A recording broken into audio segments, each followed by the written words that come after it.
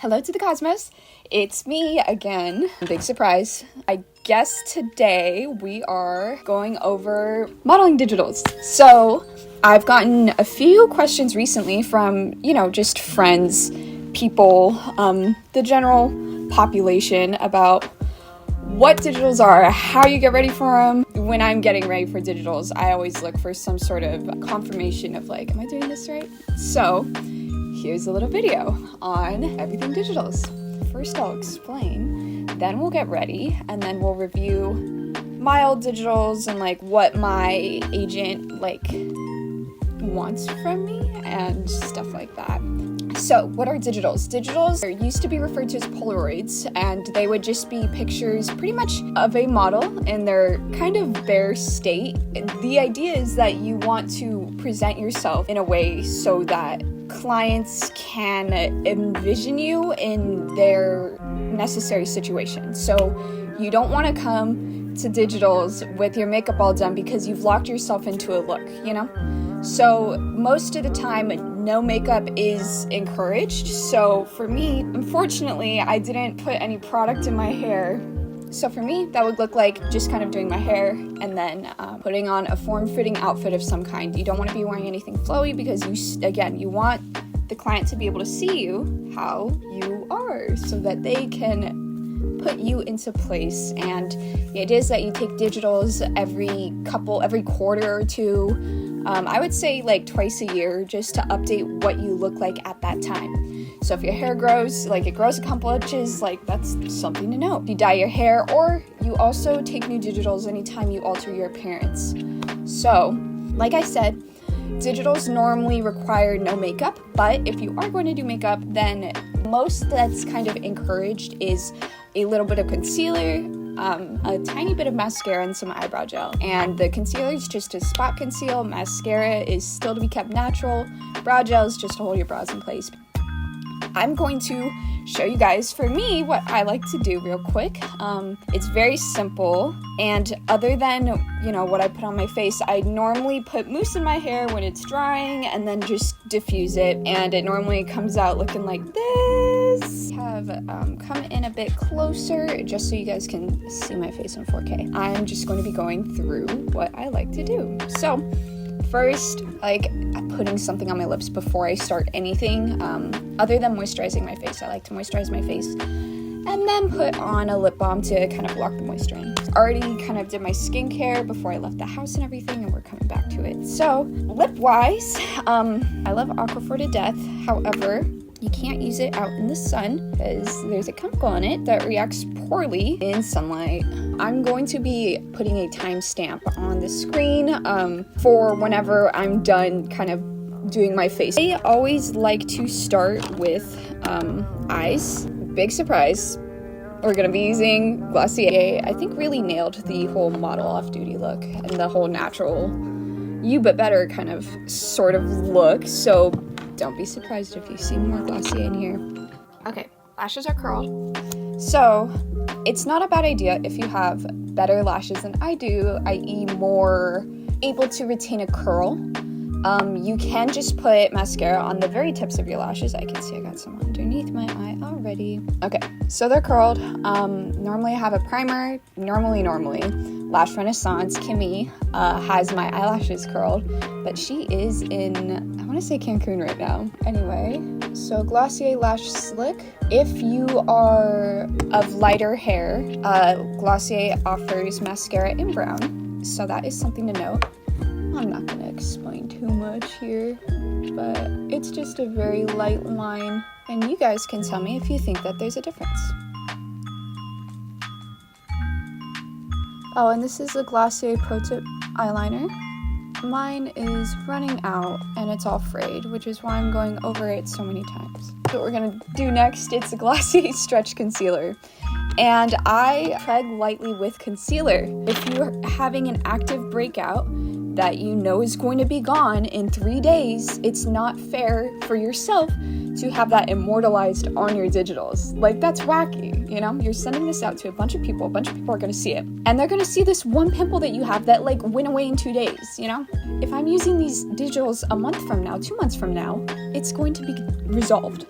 So like here, this is a spot that's just acting up. So I don't go in with tools. This is purely by hand for this. And whatever you're doing, just think back to the concept of why are we doing this? So that someone can see you in your most naturally presented state. So I have this vein under my eye that is pretty prominent. And you know what? A client might want to see that because maybe they're advertising a concealer. So am I going to completely cover it up? No. Am I going to cover it up a little bit because I don't want it distracting too heavily when in front of a heckin' just camera? I don't know. It's really kind of your discretion. And like, oh, I got 2 hours less sleep than I normally do last night and you can see it on my face. That's not fair to you in 3 months that is going to be well rested for that job. That's a Glossier stretch concealer. I find that it's very light but can be buildable if you want it to be. And when you put powder on it, then it kind of like really kicks in that coverage.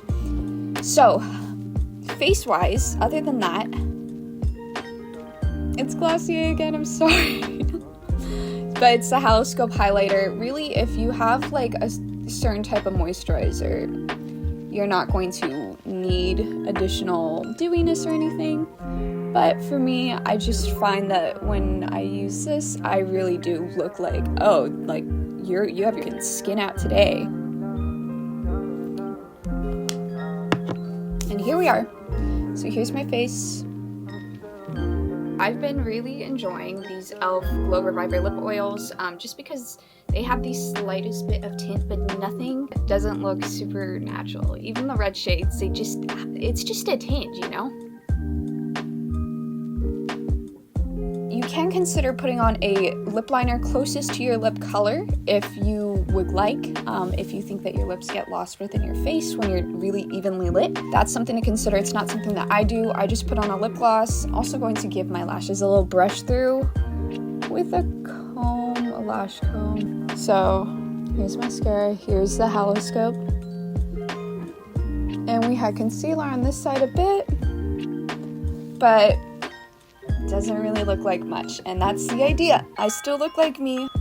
Okay, what do I wear for digitals? So it used to be that you wore all black, like you wore a black tank top, black leggings, or black jeans, and a little heel, and that was standard. However, the industry has been changing quite a bit in the past probably 10 years. I can't speak on it too much. I've only been in it for a couple of years, but nowadays you can wear white, you can throw in a pop of color, you can do this and that. But I will say, maybe lean towards doing that if you're already signed, if your agent suggests it. Guys, I would suggest form-fitted t-shirt, tank top. It just kind of depends on your body structure and what you're going to be rocking. So I will say, pants-wise, this is the pair of pants that I go for. They're not skinny jeans, although I don't think skinny jeans are a bad option. I think skinny jeans are a very appropriate option. I brought 2 outfits. I have the pants, tossed the rest in my dirty laundry. So here is another option of what I would wear to take digitals. Oh, what else do we know about digitals? You want a headshot? Headshot, I've seen this in the photography world a lot. This is not a headshot. This is a headshot. Your shoulders and up is a headshot, okay? So waist up, not a headshot, that's waist up. Mid-chest up, teetering on a headshot. You want to crop it in though. So for digitals, this isn't so much about posing as it is looking at you. So we're gonna do one straight on. We're gonna do one 45 degrees. We're gonna do one to the side, 45 to the side. Maybe smiling. I forget to smile all the time, so I didn't do one smiling, so you won't see one with me smiling. That should be full length, and you should also have quarter length. Quarter length means this is my knee, this part of your thigh up. I'll find a better spot to film where I can be full body. Oh, makeup wise, I forgot. Do your brow gel. Most girls have their eyebrow routine. Mine, because of the bangs, I don't always do it. So that's another note. If you have long hair, do some with your hair up and some with your hair down. When I was taking digitals with Scott, for my more simple outfit, we put my hair up for that since it was just a white tank top and black jeans. The other outfit I wore was a black turtleneck, cropped, and a skirt. General tip, if you're applying for agencies, check out the models they have and check out the digitals that they have on their website. They literally have a tab that says digitals and it will normally come up with what they have. So, is it a bad thing to try to emulate that? Absolutely not. It's a free resource. So, what are we doing posing-wise?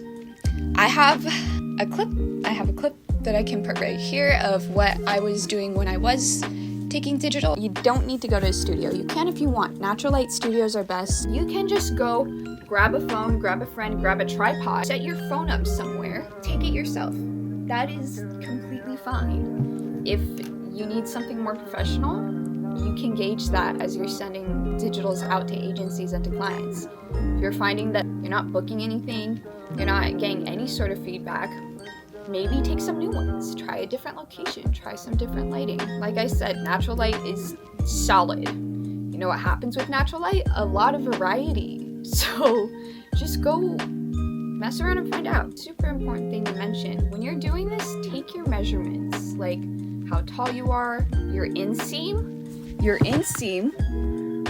When you have pants, inseam.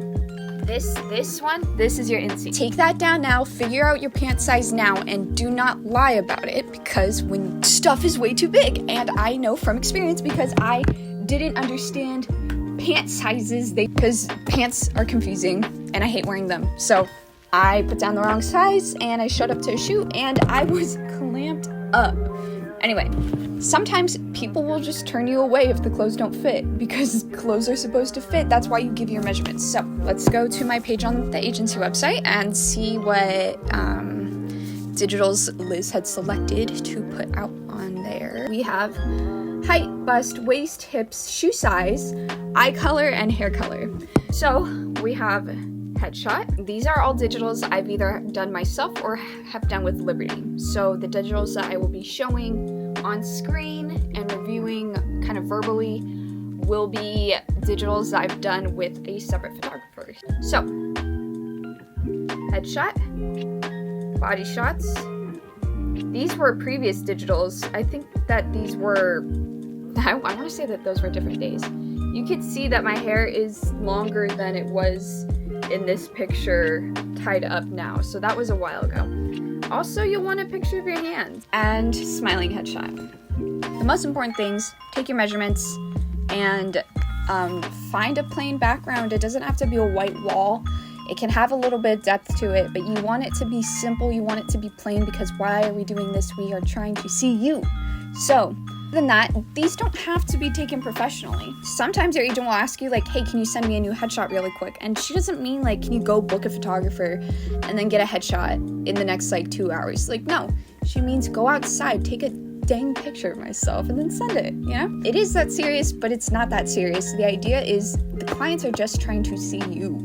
They're not trying to see what a photographer can make you look like. If that makes sense. Other notes include you'll want to be able to see your ears at some point, just at some point. Don't want to wear accessories, you don't want to wear jewelry, because again, you're not tying into a look right now. You are just trying to be perceived. You're just being perceived. Shoe-wise, don't have to have like a heel, you don't have to have a strappy heel or anything.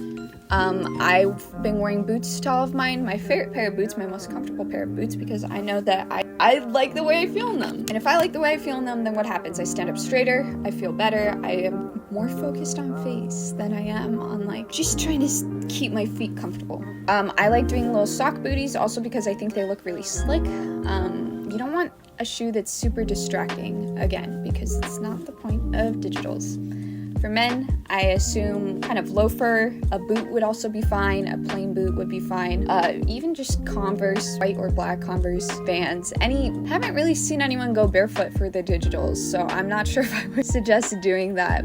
That is about all I have for you guys. I might hop back on and interject if I have anything else to say. Editing Kayla, I realized I never actually went over some things that I would suggest that you bring to your digital shoot. If you have bangs, dry shampoo, hairspray. If you have any amount of hair, a comb or a hairbrush. Probably hairspray still. Always bring a Tide Pet to everything. Tissues, blotting papers. regardless of the gender. If you get oily, maybe have some blotting papers on hand. It depends on like how you're doing the digitals. If you're going casually, you don't have to worry. Like, just walk out and do it. It's fine.